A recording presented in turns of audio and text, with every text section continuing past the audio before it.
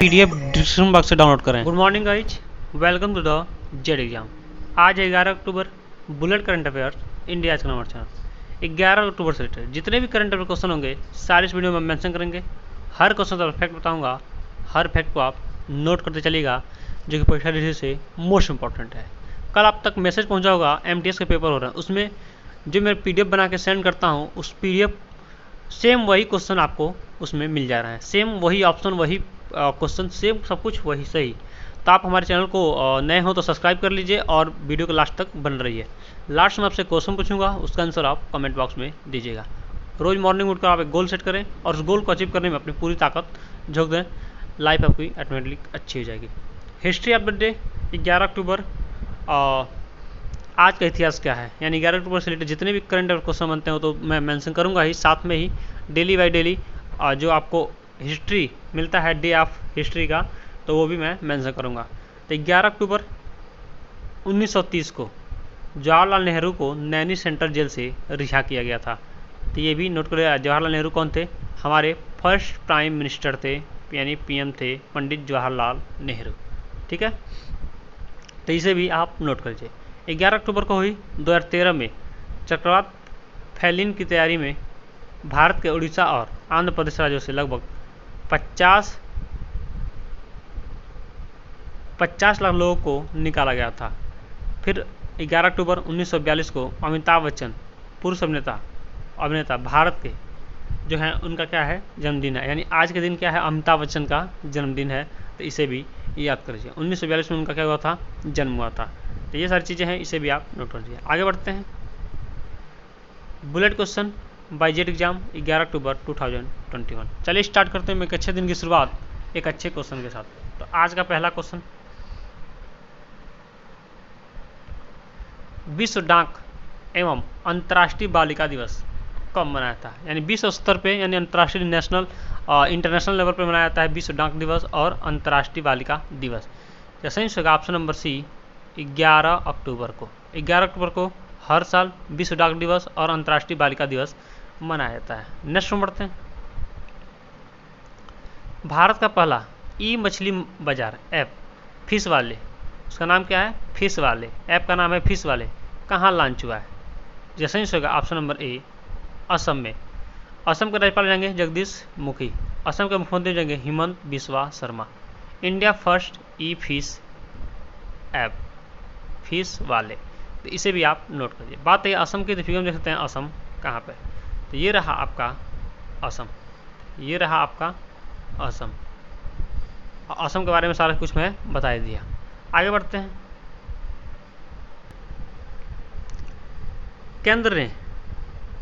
केंद्र ने कितने वर्षों में 7 PM मित्र पार्क स्थापित करने की मंजूरी दी है?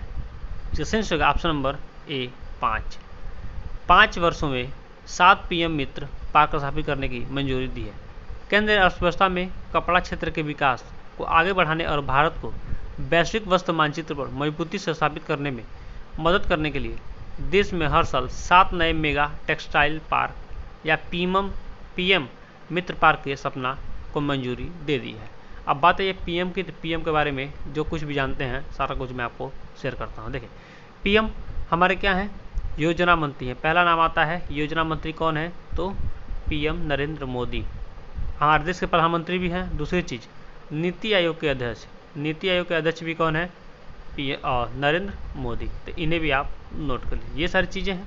चलिए, अभी कल के डेट यानी 20 तारीख को क्या कुशीनगर में एयरपोर्ट पे आने वाले हैं नरेंद्र मोदी, तो ये भी चीज़ें आप पॉइंट करके नोट करिए। चलिए आगे बढ़ते हैं। पारादीप पोर्ट ट्रस्ट के अध्यक्ष के रूप में किसे नियुक्त किया गया? पहले जान लेते हैं पारादीप पोर्ट कहाँ पे है। पारादीप पोर्ट है उड़ीसा में। कहाँ पे? उड़ीसा में। तो अभी मैं आगे भी उड़ीसा की बात आई है तो वहाँ पे मैं अच्छे से मेंशन करूँगा। जैसे ही होगा पहले option number C, PL Harnath. Paradip port trust के अध्यक्ष के रूप में किसे नियुक्त किया गया है? PL हरनाथ को। तो ये चीज़ें पहले आप नोट कर लीजिए। नेक्स्ट में बढ़ते हैं। भारतीय उद्यमी एवं लेखक जयति तीर्थ राव ने महात्मा गांधी पर एक पुस्तक लिखी है, उसका क्या नाम है? इसका सही होगा अर्थशास्त्री Gandhi, the roots and the relevance of the political economy of the Mahatma. ये बुक का नाम है the roots and the relevance of the politic economic of the Mahatma. तो ये सारी चीज़ें आप नोट करें। बात है महात्मा गांधी की, तो महात्मा गांधी के बारे में और कुछ जान लेते हैं। महात्मा गांधी का जन्म कब हुआ था? 1869 में, 1869 में इनका जन्म हुआ था। और इनकी पत्रिका है नवजीवन पत्रिका। तो ये बार बार बहुत बार क्वेश्चन पूछा जाता है कि नवजीवन पत्रिका किसकी है, तो महात्मा गांधी की। हमारे देश के कौन है? Father of the India, father of the India Mahatma Gandhi, नियम के गांधी। तो ये सारी चीज़ें आप नोट कर दीजिए। चलिए नेक्स्ट में बढ़ते हैं। अभी हाल ही में किस नोबेल पुरस्कार 2020 की घोषणा की गई है और किसे मिला है? संशय होगा ऑप्शन नंबर ए साहित्य। साहित्य के क्षेत्र में नोबेल पुरस्कार की घोषणा की गई है और किसे मिला है?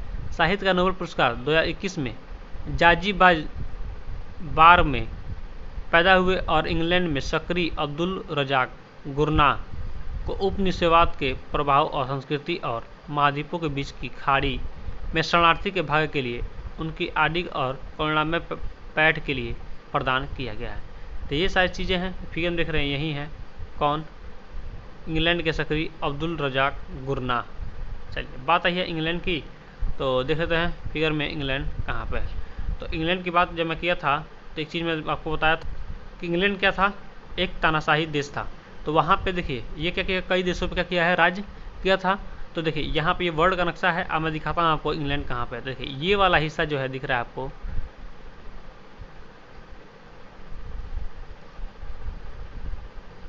ये वाला जो हिस्सा दिख रहा है यहाँ पे, यही है आपका इंग्लैंड। आगे बढ़ते हैं।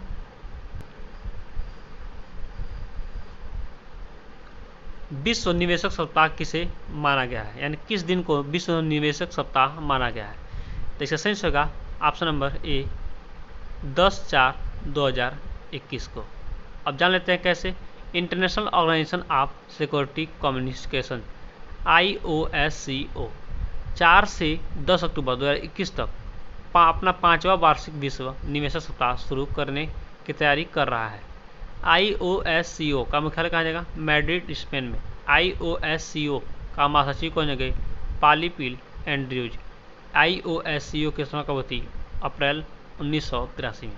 अब बात है स्पेन की, स्पेन के फिगर में देख सकते हैं कहाँ पे। तो देखिए ये रहा आपका वर्ल्ड का नक्शा, ये रहा आपका रेड कलर का स्पेन, ये रहा आपका ऑस्ट्रेलिया, ये रहा आपका ब्राज़ील, ये रहा आपका संयुक्त राज्य अमेरिका और ये रहा आपका कनाडा, ये रहा आपका इंडिया। तो इंडिया से कंपेयर कर लेते हैं किसकी? स्पेन की। तो ये सारी चीज़ें हैं। आगे बढ़ते हैं। केंद्रीय उड्डयन नागरिक मंत्री ज्योतिरादित्य सिंधिया किस नई नीति को लागू करने की घोषणा की है? सेंस होगा option number A, option number B साल नीति को, सॉरी ऑप्शन नंबर सी हेली नीति को।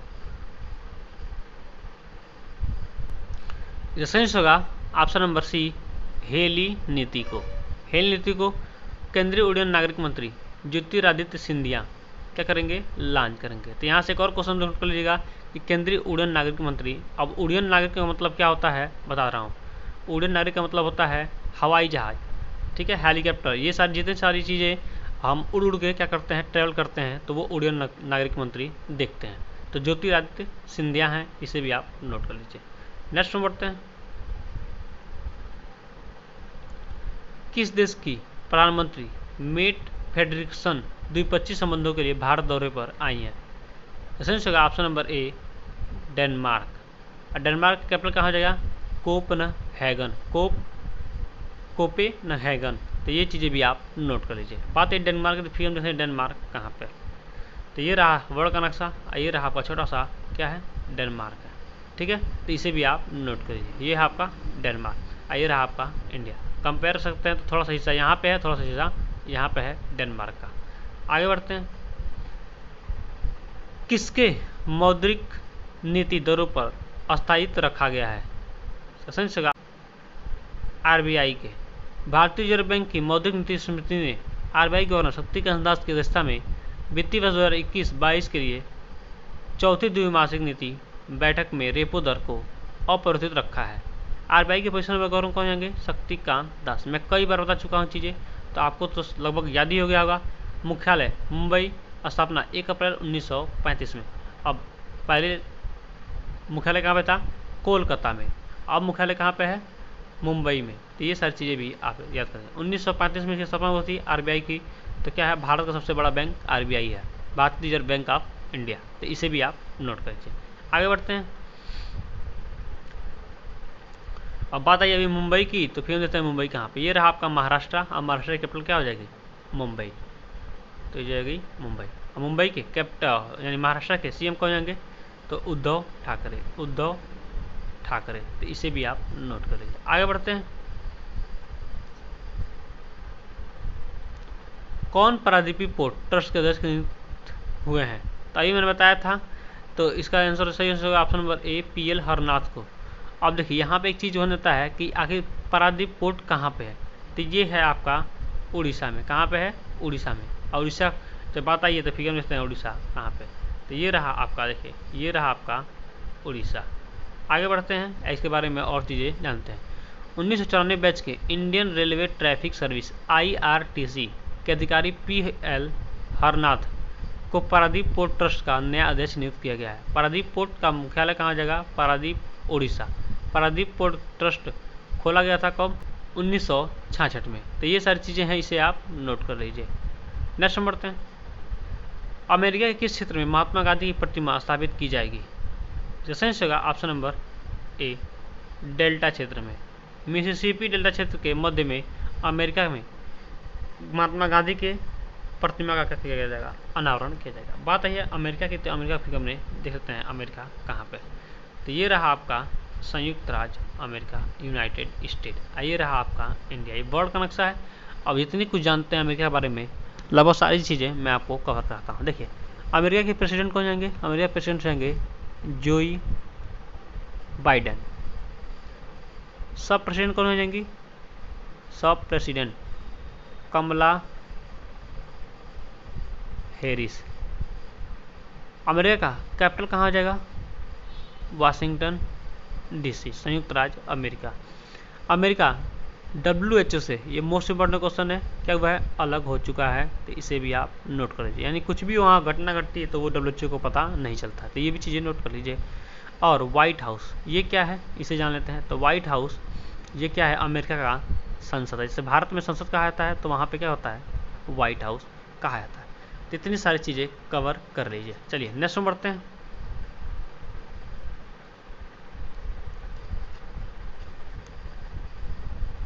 किसने वित्त वर्ष 2022 में भारतीय GDP को 8.3 की दर से बढ़ने का अनुमान लगाया है?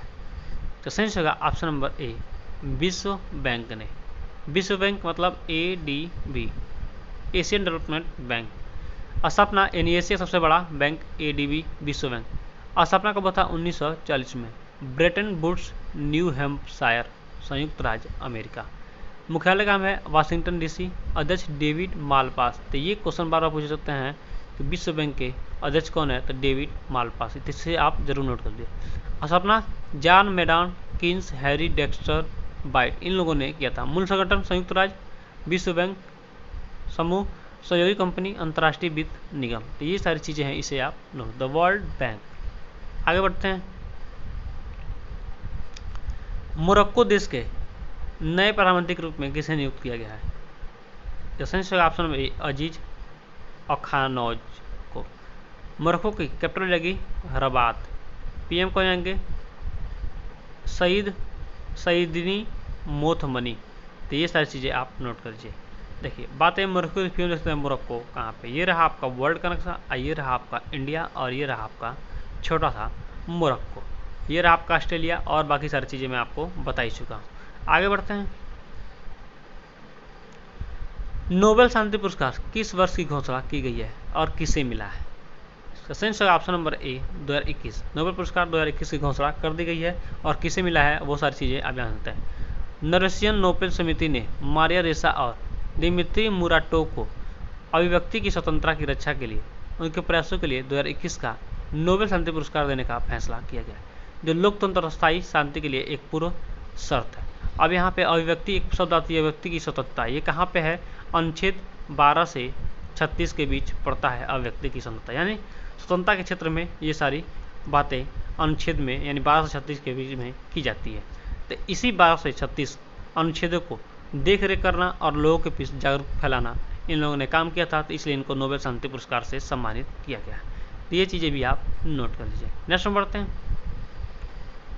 अभिव्यक्ति की आज़ादी के नाम कितने पत्रकारों को शांति का नोबेल पुरस्कार प्रदान किया गया है? संयुक्त का ऑप्शन नंबर ए 2, मारिया रेसा फिलीपींस, कैपिटल मनीला, दुमित्री मुरातोल रूस, कैपिटल रहेगा मास्को, और पीएम रहेंगे व्लादिमीर पुतिन। अब बात है फिलीपींस की और रूस की, तो दोनों फिगर में देख सकते हैं फिलीपींस और रूस कहाँ पर।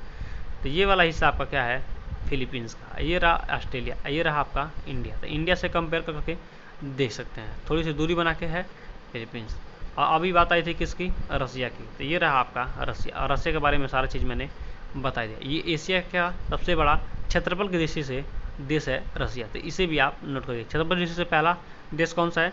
रसिया। ये क्वेश्चन बार बार पूछे जा चुके हैं। ये रहा आपका इंडिया। तो देखिए ये इंडिया है, इसके ऊपर छोटा सा नेपाल, नेपाल के ऊपर ये क्या है? पूरा चाइना। इसके बाद क्या है? मंगोलिया है ये वाला। उसके बाद क्या है? पूरा हिस्सा रसिया का है। तो ऐसे फिगर को आप नोट कर सकते हैं। नेक्स्ट में बढ़ते हैं। Z exam by officer dose for you, ये आपके लिए क्वेश्चन है। कहाँ की महिला टीम ने खेला अपना पहला गुलाबी गेंद टेस्ट? आपके सामने है 4 ऑप्शन, सही आंसर आप कमेंट बॉक्स में दीजिए। हमारा चैनल आपको अच्छा लगा हो, हेल्पफुल लगा हो, तो अपने दोस्तों के पास जरूर शेयर करिए। आज टारगेट है 100 लाइक का, तो 100 लाइक जरूर कंप्लीट कर दीजिए। और आपके जीवन से संबंधित कोई भी क्वेश्चन हो, कोई भी टेस्ट हो, तो आप मेरे दिए गए व्हाट्सएप पर मैसेज छोड़िए, मैं इसका रिप्लाई अवश्य करूँगा। Thanks for watching. आपका दिन शुभ हो।